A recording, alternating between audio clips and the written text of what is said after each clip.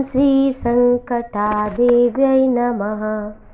आइए श्रवण करते हैं माँ संकटा की परम पावनी कथा। एक बुढ़िया थी। उस बुढ़िया का एक बेटा था जिसका नाम था रामनाथ। रामनाथ धन कमाने के लिए परदेश चला गया। बुढ़िया अपने पुत्र के विदेश जाने पर बहुत दुखी रहती थी क्योंकि उसकी बहू उसे बहुत सताती थी। एक दिन की बात है कि बुढ़िया रो रही थी। कुएं के जगत पर बैठ कर के यही उसका क्रम रहता था। तो एक दिन उसी कुएं से दिए की माँ नाम की एक स्त्री निकली और बुढ़िया ने पूछा, बूढ़ी माँ तुम इस तरह बैठकर क्यों रो रही हो? तुम्हें क्या संकट है, हमसे बताओ ना। मैं भरसक प्रयत्न करूंगी तुम्हारे दुख को दूर करने के लिए। तुम हमें बताओ तुम्हें क्या दुख है। बुढ़िया ने उस स्त्री का प्रश्न सुनकर कोई भी जवाब नहीं दिया और रोती रही। दिए की माँ बार बार वही कहती जाती कि बताओ, हम कोशिश करेंगे। तो झुंझला कर बुढ़िया ने उसकी दिए की माँ से कहा, बार बार क्या पूछ रही हूँ, क्या सचमुच तुम दुख दूर कर दोगी? बुढ़िया के बात को सुनकर दिए की माँ ने उत्तर दिया, हाँ प्रयास तो करूँगी ना। बुढ़िया ने जब इस तरह आश्वासन पाया तो बताया कि मेरा बेटा कमाने के लिए परदेश चला गया है। उसके पीछे मेरी बहू मुझे बहुत दुख देती है, यही दुख का कारण है। बूढ़े की बात सुनकर दिए की माँ ने कहा, यहाँ वन में संकटा माता रहती हैं, तुम अपना दुख जाकर उनको सुनाओ, अवश्य ही छुटकारा मिलेगा।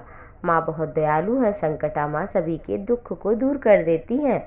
यहाँ तक निसंतान को संतान, निर्धन को धन, निर्बल को बल, अभाग्य का भाग जगाती हैं। उनकी कृपा से सौभाग्यवती स्त्रियों का सौभाग्य अचल हो जाता है।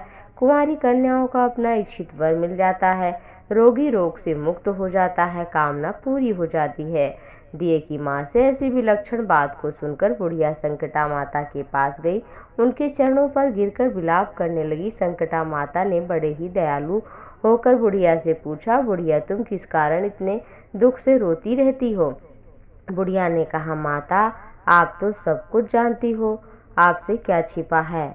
आप मेरे दुख को दूर करने का आश्वासन दे, मैं अपने दुख की गाथा आपको सुनाऊं। बुढ़िया की बात सुनकर संकटा माता ने कहा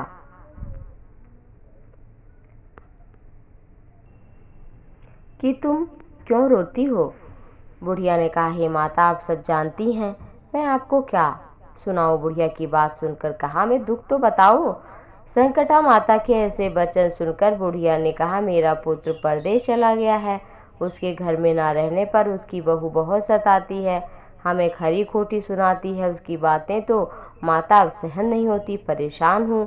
बुढ़िया की इस दर्द भरी कथा को सुनकर संकटा माता ने कहा, तुम घर जाओ और तुम जाकर के मेरे लिए मनौती मानो कि तुम्हारा लड़का कुशल पूर्वक आएगा तो मेरी पूजा करना और सुहागिन स्त्रियों को आमंत्रित कराकर उन्हें भोजन कराना। ऐसा करने से तुम्हारा दुख दूर होगा, पुत्र भी आ जाएगा।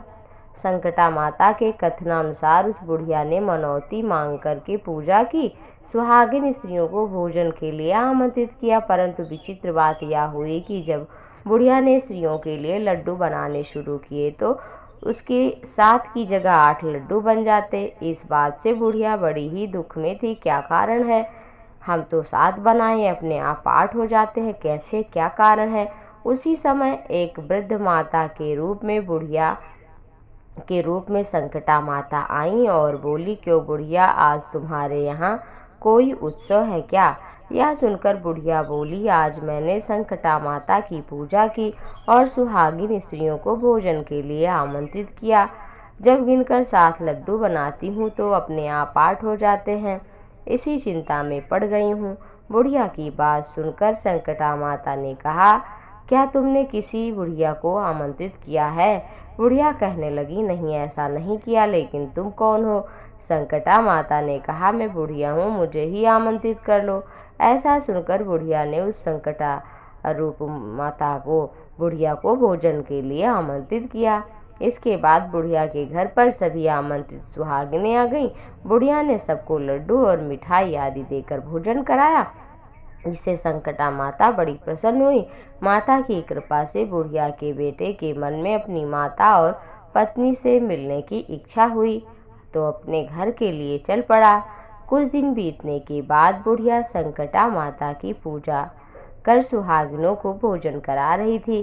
किसी ने उसके लड़के के आने की सूचना दी, लेकिन बुढ़िया काम में लगी रही। उसने कहा, लड़के को बैठने दो, मैं सुहागिनों को जिमा कर आती हूँ। लड़के की बहू ने अपने पति के आने का समाचार सुना तो उसी क्षण पति के स्वागत के लिए तुरंत घर की ओर चल दी। लड़के ने अपनी पत्नी को देखकर मन में सोचा कि मेरी पत्नी मुझे कितना प्यार करती है, जो खबर पाते ही आ गई। लेकिन माँ को देखो, मेरे आने की खबर पाकर भी मेरी माँ मुझसे मिलने नहीं आई। जब पूजा का काम समाप्त हो गया, सुहागिनी भोजन कराकर अपने अपने घर लौट गई तो बुढ़िया अपने बेटे से मिलने के लिए उसके पास पहुंची। माँ के आने पर लड़के ने पूछा, माँ अब तक कहाँ थी?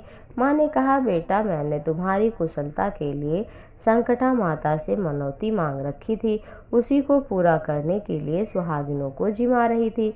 संकटा माता की कृपा से उसका मन अपनी पत्नी से हट गया। उसने माँ से कहा, या मैं रहूँगा या ये रहेगी।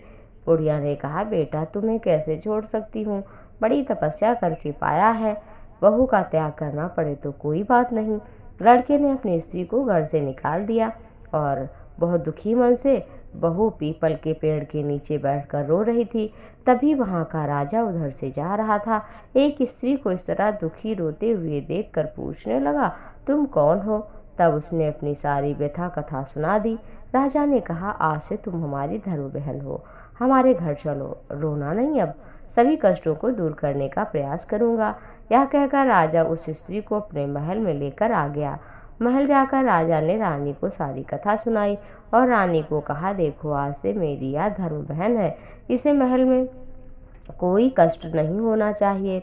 राजा के यहाँ पहुंचकर कुछ दिन बाद धर्म से प्रेरित होकर रामनाथ की स्त्री ने भी संकटा माता का व्रत प्रारंभ किया और संकटा माता के निमित्त सुहागिनों को भोजन कराने के लिए आमंत्रित किया। रानी को भी आमंत्रित किया। रानी जब लड्डू खाने लगी तो कहा, हमें रबड़ी मलाई हजम नहीं होते, ये पत्थर जैसे लड्डू कैसे हजम होंगे?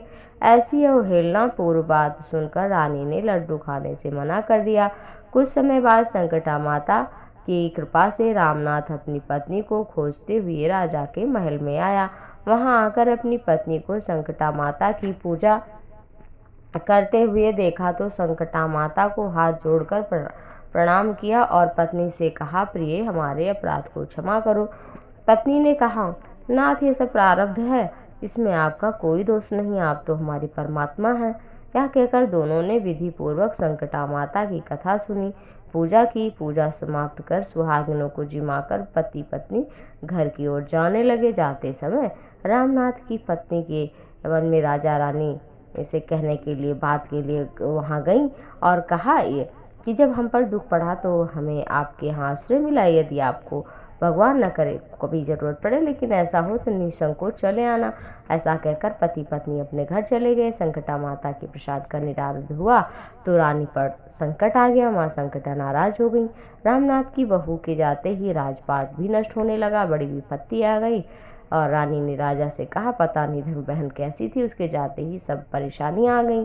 रानी ने राजा से कहा, जाते समय वो बोल गई थी कि कष्ट पड़े तो कभी हमारे यहाँ ज़रूर आना, हम लोगों को चलना चाहिए। ऐसा विचार कर राजा रानी दोनों अपनी धर्म बहन के घर जाकर रानी ने कहा, बहन, तुम्हारे आते ही पता नहीं क्या हो गया, हमारी सारी संपत्ति ही नष्ट हो गई, बहुत परेशान है। रानी की बात सुनकर रामनाथ की पत्नी ने कहा, बहन, मैं तो कुछ नहीं जानती, हमारी तो सभी कुछ करता धरता सभी माता संकटा है। हमारी राय तो यही है, तू संकटा माता के लिए पूजा आराधना व्रत करो, भूल के लिए क्षमा मांगो, उन्हीं की मान मनौती से काम बन जाएगा और काम बिगड़ा सुधर जाएगा। रामनाथ की स्त्री की बातें रानी ने श्रद्धा पूर्वक भक्ति से संकटा माता का व्रत किया और सुहागिनों को भोजन कराकर अनजाने में जो भूल हुई थी उन सब के लिए संकटा माता से बार बार क्षमा मांगी। रानी के ऐसा करते ही संकटा माता प्रसन्न हो गईं और रात में रानी को स्वप्न में कहा कि तुम दोनों पति पत्नी अपने महल को चले जाओ, वहां जाकर मेरी पूजा करना, भोजन कराना, सुहागिनों को, सब कुछ तुम्हें दोबारा मिल जाएगा। सुबह होते ही रानी ने अपने स्वप्न की बात राजा से बताई। राजा उसी क्षण साथ लेकर के रानी को महल में गए और वहां जाकर संकटा माता की कथनानुसार अपनी पूर्ण भक्ति श्रद्धा भाव से माता संकटा का व्रत प्रारंभ किया और पूजा की। सुहागिनों को उद्यापन में भोजन कराया। उनका फिर धीरे धीरे बिगड़ा कार्य पूरा सुधर गया। राजपाट उन्हें वापस मिल गया और पहले की तरह वो राज्य सुख फिर भोगने लगे। उन्हें सुंदर पुत्र की प्राप्ति भी हुई और उनके जीवन में खुशियां आ गई। इस तरह से जो भी संकटा माता की कथा को श्रद्धापूर्वक सुनाता है उसकी मनोकामनाएं पूर्ण होती हैं। आप सभी जय संकटा माता अवश्य लिखें और आप सभी पर संकटा माता की कृपा बनी रहे। जय जय जय माँ संकटा।